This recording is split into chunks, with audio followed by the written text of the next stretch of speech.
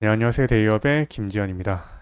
롯데케미칼은 최근 이 실적 발표를 통해서 어닝 쇼크를 보여주었습니다. 이 계속되는 이 공급 과잉으로 일각에서는 이 내후년까지 이 적자가 이 전망되기도 한다고 하는데요.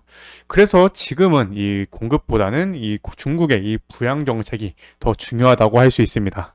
따라서 오늘은 왜 중국 부양책이 그렇게 중요한지에 대해서 좀 상세하게 얘기 드리도록 하겠습니다. 그럼 바로 시작하겠습니다. 일단 이 롯데케미칼이 가장 중요한 부분인 실적 좀 간단하게 좀 빠르게 보도록 하겠습니다. 먼저 매출액이 5조 2,002억 원 정도이고요. 그리고 영업 손실은 약 한 4,136억 원을 기록했는데 이게 이제 시장 전망치를 밑도는 어닝 쇼크였습니다.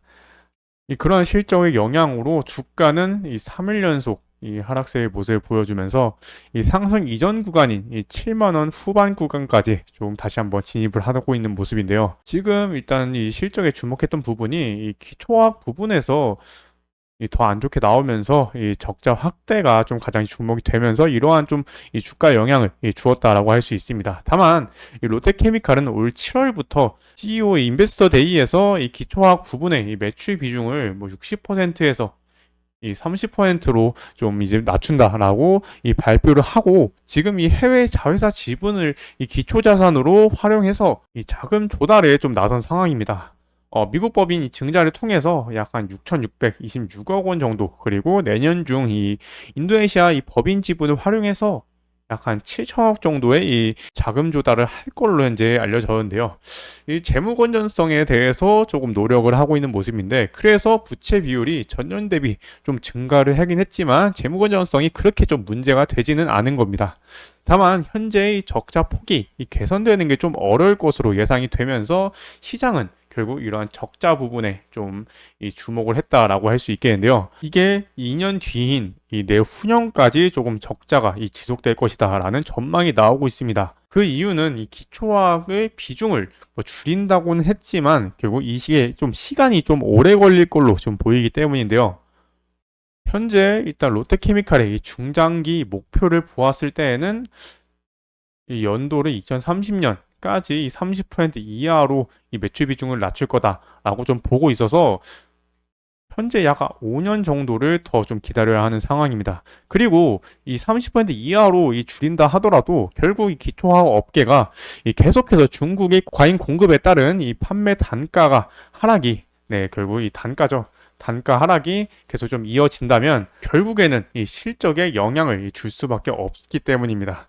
그렇다면 이 비중을 이제 줄이기보다는 이제는 이 공급 과잉이 지속될 거기 때문에 앞으로의 이 수요 측면이 이제 중요하다고 할 수 있겠습니다. 그래서 이제 수요에서 이 중요하다고 할 수 있는 이 중국에서 이 대규모 재정 이 지출 계획까지 좀 추가로 좀 발표를 하면서 이 수요에 대한 기대감으로 이 중국 증시가 좀 상승하는 것과 동시에 롯데케미칼 또한 그러한 이제 수요 기대감으로 이제 상승의 모습을 보여주었습니다. 다만 중국에서 얼마 전에 이 11월 8일이죠. 이때 대규모 경기 부양책에 대한 이 세부 정책이 이 회의 후에 발표를 하게 되었는데 이 기대를 모았던 이 특별 이 국채랑 이 지방 특별채 이 발행 시기나 뭐 규모는 좀 빠져 있었습니다. 그동안 이 중국이 정부의 이 경기 부양 정책에 이 동원된 이 국영은행의 이 자본 확충을 위해서 이러한 이 특별 국채를 이 발행하고 이 지방 정부에는 이 유효 토지나 그리고 이 미분양 이 주택 매입을 위해서 이 특별 이 채권을 이 발행할 수 있도록 이 허용을 해서 이 보통 이 이러한 이제 이 정책을 이제 펼치면은 이 부동산 이 부양이 굉장히 좀 많이 도움이 됩니다. 그래서 이번에도 이렇게 부동산을 살리면서 이 전체적으로 이 경기를 살리려는 이 효과를 기대를 했는데 이 특별 채권 부분이 잘 안 된 겁니다. 따라서 그에 따른 이 실망감도 포함이 되면서 롯데케미칼의 하락을 보여주었다라고 할 수 있겠는데요. 다만 현재는 이제 내년에 이 중국 경제 정책 방향을 결정하는 이 12월 이 중앙 경제 이 공작 회의로 현재 좀 관심이 좀 옮겨가고 있는 상황이어서 이러한 부분들 이 12월에 추후에 좀 중요한 걸로 현재 판단을 하고 있습니다. 결국에는 이 과잉 공급은 이 잡을 수 없는 영역이고 결국에는 이 수요가 중요한데 이 중국의 화학 제품 소비가 좀 상당한 만큼 이 중국의 부양 정책에 대한 이 추가적인 부분이 어떻게 나오는지 좀 한번 계속해서 좀 체크를 해보도록 하겠습니다.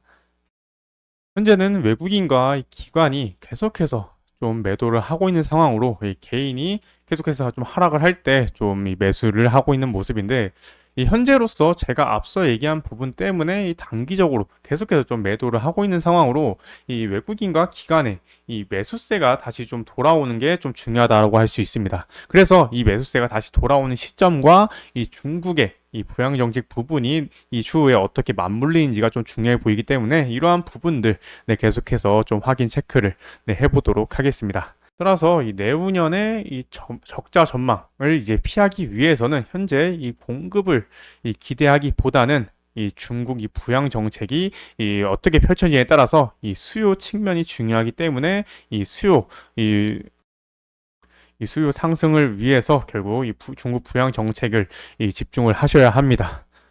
따라서 앞으로도 이러한 부분들 네, 관련 이슈 계속 추적 분석해서 네, 올바른 정보 전달해 드릴 수 있도록 계속해서 좀 노력하도록 하겠습니다. 오늘도 시청해 주셔서 감사합니다.